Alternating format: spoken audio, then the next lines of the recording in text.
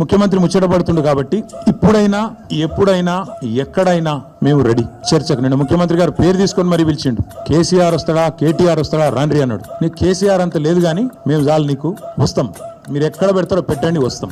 కాకపోతే మేమంటే ఎప్పటికప్పుడు రెడీగా ఉంటాం, ఎందుకంటే ఇలా 10 ఏళ్ళు మునిగి తేలిన వాళ్ళం కాబట్టి మేము ఎప్పుడు రెడీ. కాకపోతే మీకు కొద్దిగా ప్రిపరేషన్ టైం కావాలి, మాకు తెలుసు.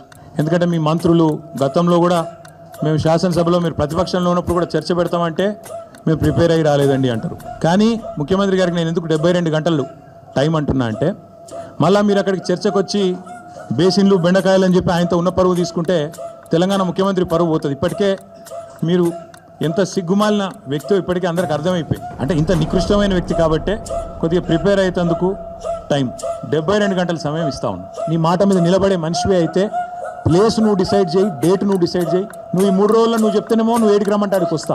దబ్బన కాదంటే 8వ తారీఖు నాడు ప్రెస్ క్లబ్లో 11 o'clock మేమందరం వస్తాం, మా బృందం వస్తాం. మేము మీలాగా మందం తీసుకొని రాము. మేము ఓన్లీ మా లెజిస్లేటర్లు, మా సీనియర్ నాయకులు 10-15 మంది వస్తాం. నువ్వే రావాలని నేను డిమాండ్ చేస్తున్నాను. ఎందుకంటే దూత్ కా దూత్ పానీ కా పానీ కావాలంటే మాత్రం నువ్వే సవాల్ చేసినావు. రా అని, నీ సవాల్ స్వీకరిస్తున్నాం, రా అని చెప్పి విజ్ఞప్తి చేస్తున్నాం. మీకు కూడా ధన్యవాదాలు. తప్పకుండా మీరు కూడా రావాలని నేను కోరుతా ఉన్నా.